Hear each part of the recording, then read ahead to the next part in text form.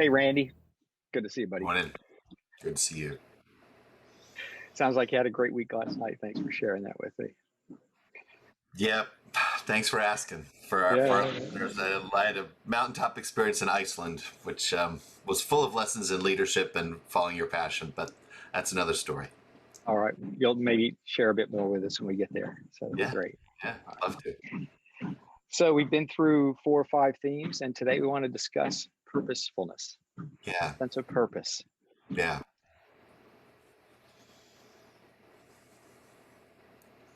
So I read a book last year after our conference retreat based on a quick video that I'd seen of a guy named Viktor Frankl, who spent a few years in a prisoner of war camp, German camp, Jewish family, and wrote a book called Man's Search for Meaning, and it was formative. Highly recommend it.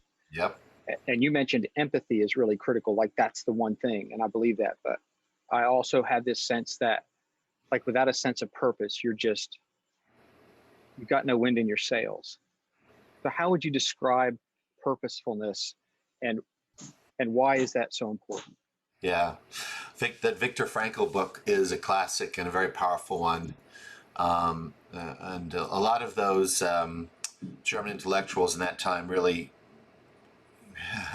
had to show a lot of courage to make the choices they made. Bonhoeffer is another one, if people want to read some stuff like that. But well, you just said it really well. That's a really good setup, not having wind in your sails. I mean, it's if we don't have a purpose, we're just kind of sleepwalking through life and anything's good enough. You know, when I talk to people about this, and when I look at my own way I've tried to live my own life, and look at how I've, you know, when I talk to my own kids, I always say start with the end in mind. You know, one of the privileges of being an American is you're born with a lot of opportunity and a lot of resources and a lot more choice than most people. So what that means, it's a pretty good starting point. It's a great starting point. And what it means is, unlike a lot of other places in the world, we have the opportunity to get something close to what we want. I really believe that. The hard work is figuring out what you want, not getting what you want. And that surprises some people. I saw a little note of surprise in your head when you chewed on that. If you can figure out your purpose and what you want to get to, you start with the end in mind, you can usually figure out a path that gets you at least in the zip code. And I really believe, and I don't want to sound like the sage on the stage here, but I really believe that every single human being has a path and a purpose to fulfill. Not everyone figures it out. Many people don't take the time to figure it out.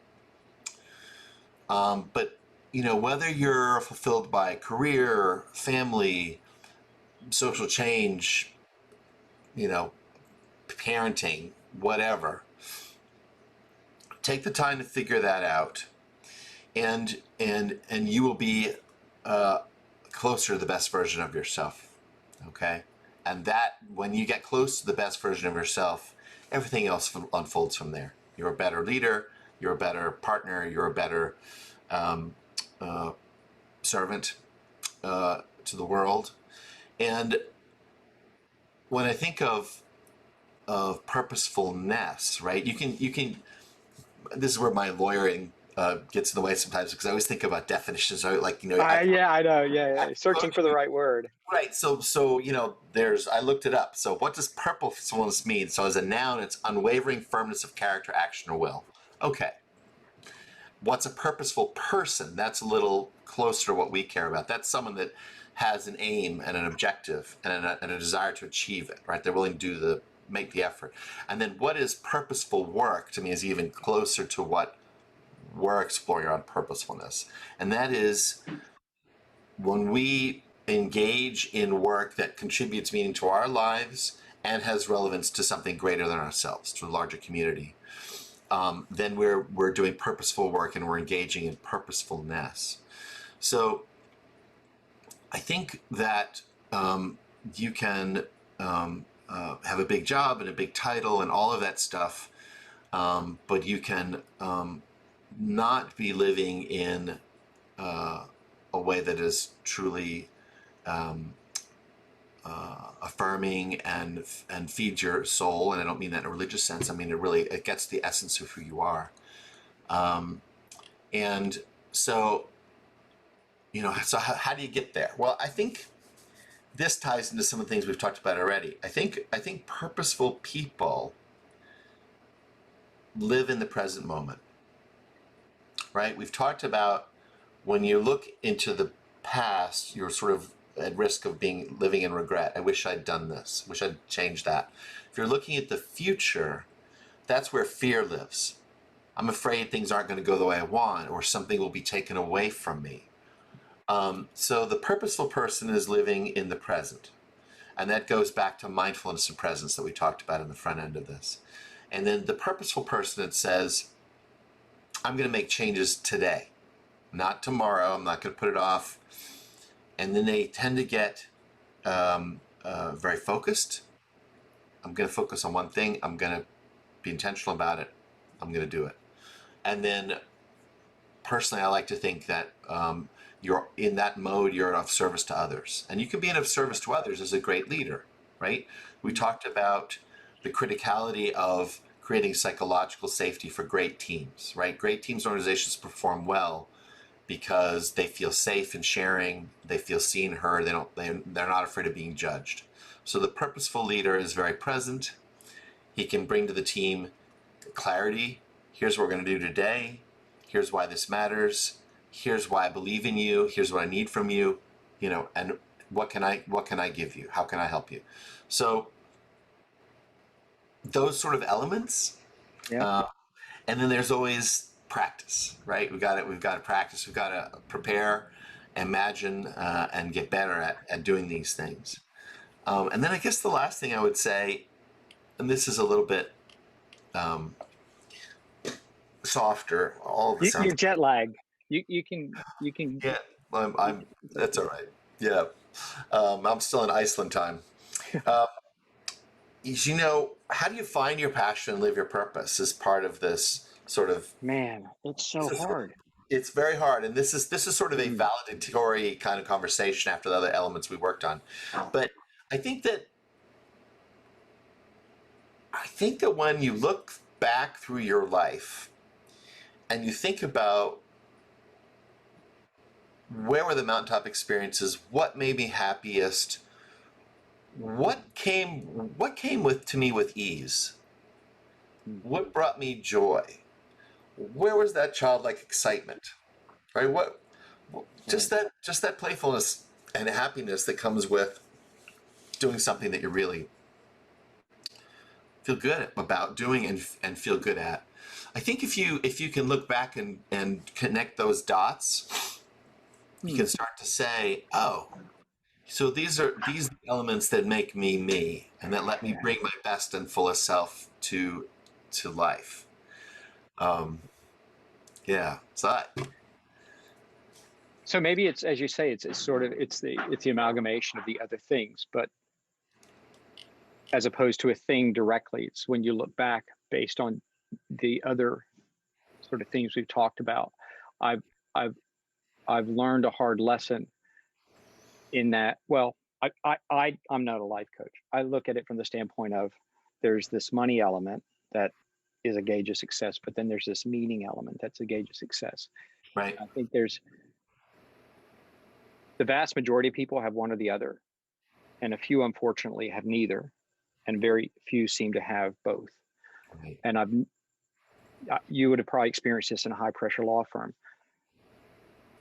People who are getting an enormous amount of compensation for doing something they don't love is a soul grinding and soul crushing experience. And the only times when I've gotten phone calls from people saying, hey, I've just gotten an offer from this great firm.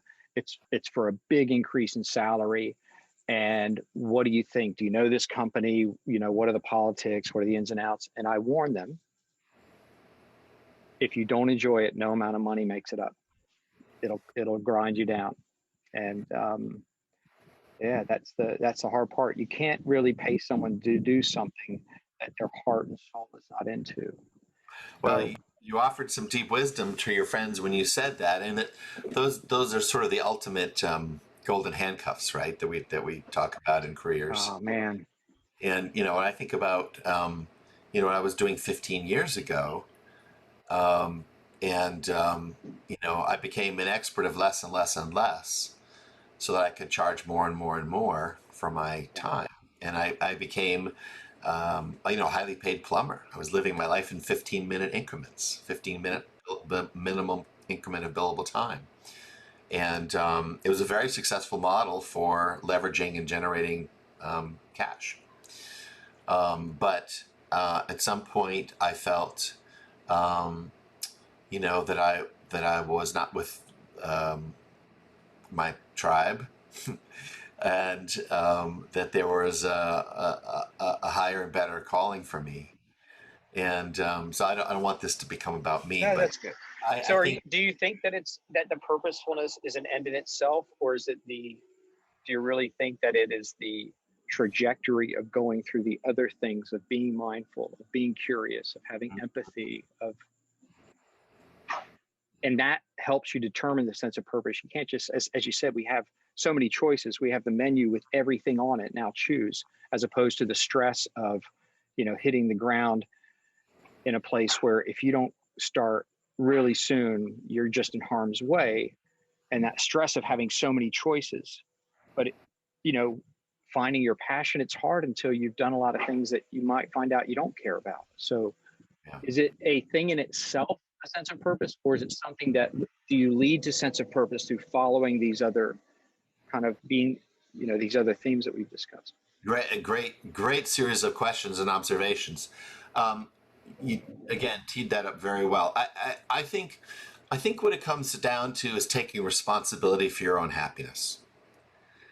And the path, it's and maybe this is because this is how I was raised by my father. Maybe it's because I'm pushing 60 now, but I do believe there are pay your dues phases of life where you just got to get in the trenches and work hard and learn how to be a professional and how to perform, and develop something of your craft, right? So you develop some skills. But I think there's a point, and this is actually feeds directly into, I could get all geeky here about adult development theory. There's like phases of life when you're basically transitioning from sort of, as a kid, you're all about ego and yourself. And then as a young adult, you're about getting a certain level of mastery in your field. A lot of people stay there and live there the rest of their life, and they sacrifice purpose and happiness because they have mastery over something. But as you live, learn, and grow, you start to realize there's some security in staying in this domain of mastery. But if I want to get to what they call sort of integrated, where your whole life is about relationships and happiness and balance and authenticity, sometimes there are better and higher uses for your talents and skills. And that's when you look back and, like I said, you sort of find the threads, connect the dots, and say, oh, this is the thing that really turned me on and made me happy. And being turned on and being happy is what allowed me to be my best self and to be a good leader and to build relationships and build communities and build great companies and lead others and start nonprofits and wake up in the morning excited about the day. Right? So we're going to talk about this more at the conference, all right? The unconference. I look forward to it. Yeah. All right, Randy. Appreciate it, buddy. Have a great day. You too, man. Thank you very much. Cheers.